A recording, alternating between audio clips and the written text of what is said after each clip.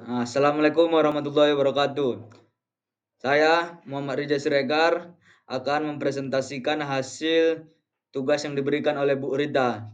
Yang dimana itu yang pertama itu pengertian bahan pangan. Bahan pangan adalah bahan dasar yang digunakan untuk membuat makanan dan minuman.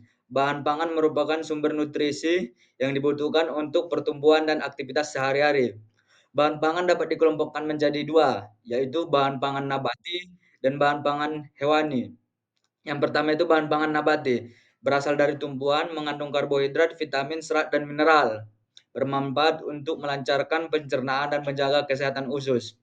Yang selanjutnya bahan pangan hewani, berasal dari hewan atau produk olahan yang yang dasarnya hewan.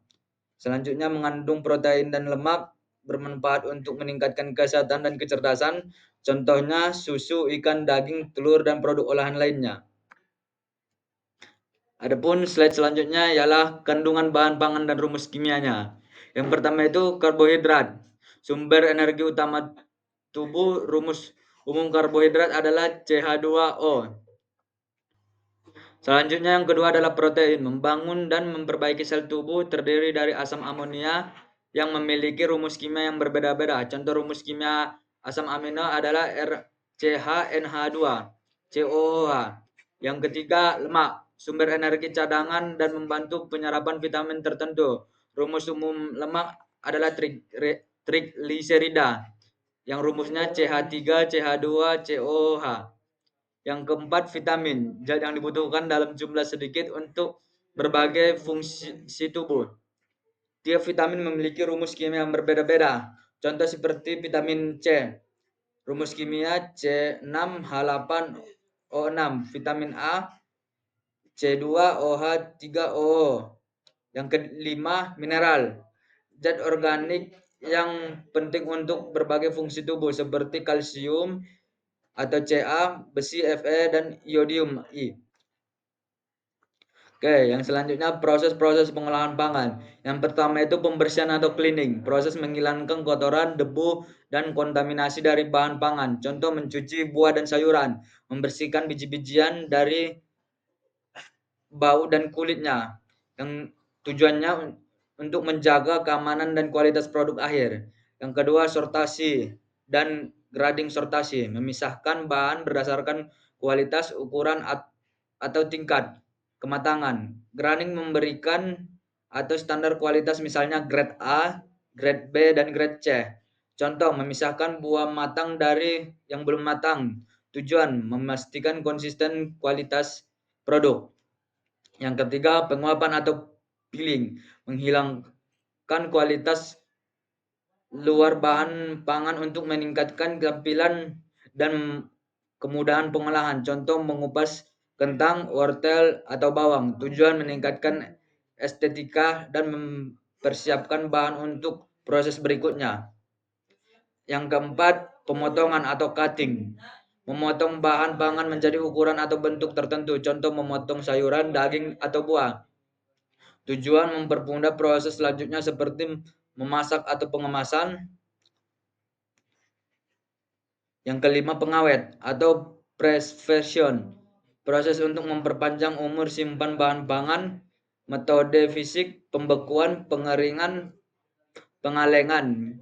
Kimiawi, menambah bahan pangan pengawet seperti garam, gula, atau asam sitrat. Biologis, fermentasi.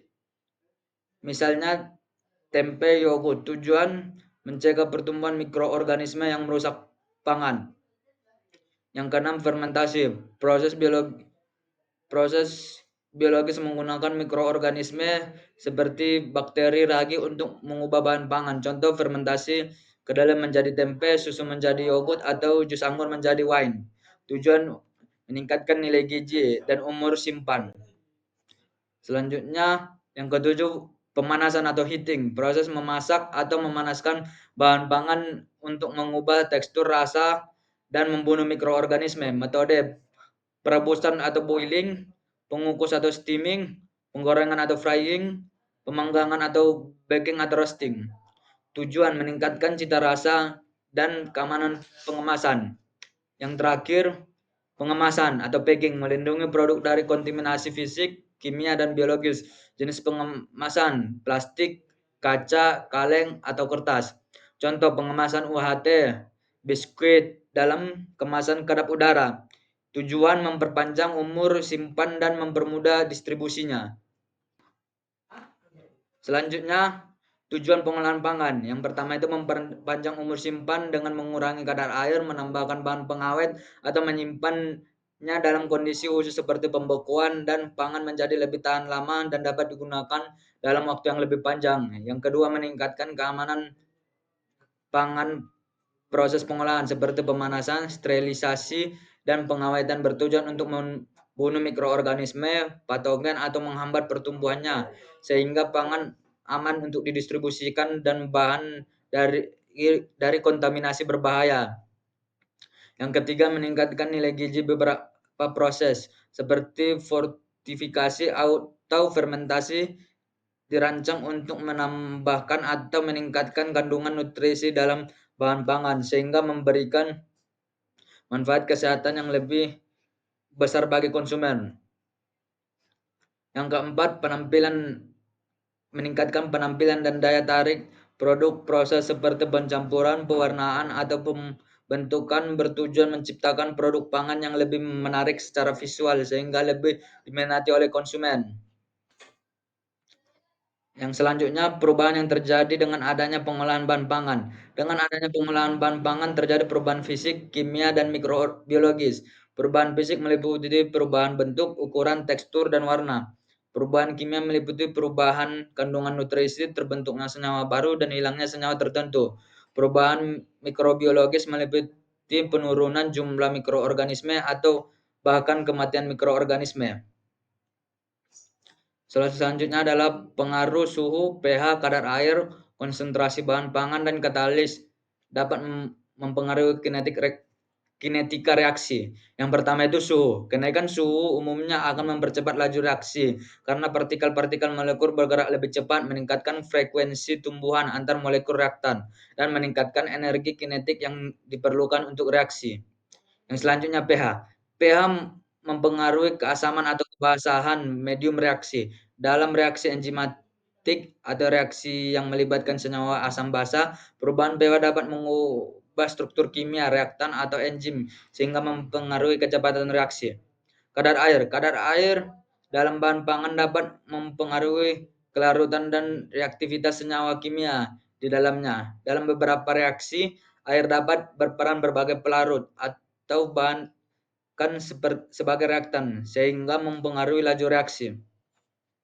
Yang selanjutnya, konsentrasi bahan pangan. Semakin tinggi konsentrasi bahan pangan, semakin besar jumlah molekul yang bertumbukan yang dapat meningkatkan laju reaksi sesuai dengan hukum laju reaksi yang berlaku. Katalis. Katalis dapat meningkatkan laju reaksi tanpa terlibat langsung dalam reaksi kimia dengan menurunkan energi aktivasi yang diperlukan untuk memulai reaksi. Dalam industri pangan, penggunaan katalis dapat mempercepat reaksi kimia yang bermanfaat seperti dalam proses fermentasi atau pengolahan enzimatik. Yang selanjutnya, mekanisme reaksi. Yang pertama itu reaksi homogen. Reaksi homogen adalah reaksi yang terjadi dalam satu fase di mana semua bereaksi dan produk berada dalam fase yang sama, baik gas, cair, atau larutan. Dalam reaksi ini semua komponen tercampur sempurna sehingga reaksi berlangsung seragam di seluruh sistem. Yang kedua, reaksi heterogen. Reaksi heterogen adalah reaksi yang terjadi antara zat-zat yang berada dalam fase yang berbeda. Pada reaksi ini, batas antara fase dapat mempengaruhi kecepatan reaksi. Yang soal selanjutnya adalah mekanis reaksi pada katalis padat. Yang pertama itu adsorpsi reaktan. Visopsi reaktan menempel pada permukaan katalis melalui gaya van der Waals. Proses ini biasanya tidak melibatkan perubahan kimia pada reaktan. Kemisopsi. Reaktan berinteraksi secara kimia dengan permukaan katalis membentuk ikatan kimia yang lemah. Tahap ini penting untuk mengaktifkan molekul reaktan. Yang kedua, aktivitas molekul reaktan. Reaktan yang terabsorpsi mengalami formasi atau pemutusan ikatan kimia akibat interaksi dengan permukaan katalis. Proses ini menciptakan spesies aktif yang lebih reaktif dibandingkan molekul reaktan awal. Yang ketiga, reaksi di permukaan. Spesies aktif pada permukaan katalis bereaksi dengan reaktan lain atau terabsorpsi atau dalam fase gas atau cair untuk membentuk produk antara atau langsung menjadi produk akhir. Reaksi ini melibatkan transfer elektron atau atom pada permukaan katalis. Yang keempat, desorpsi produk. Produk reaksi yang telah terbentuk melepaskan diri dari permukaan katalis, membebaskan situs aktif pada katalis untuk proses reaksi selanjutnya. Desorpsi biasanya melibatkan pelemahan ikatan antara produk dan permukaan katalis. Soal selanjutnya, mekanis reaksi enzimatis. Yang pertama itu pengikat substan atau binding. Substan berikatan dengan enzim pada situs aktif, yaitu area spesifik enzim yang memiliki bentuk dan sifat kimia yang sesuai dengan substrat. Model kunci gembok atau input feed. Interaksi ini melibatkan ikatan non-kovalen seperti ikatan hidrogen gaya van der Waals atau ikatan interaksi ionik. Yang kedua, pembentukan kompleks enzim substan.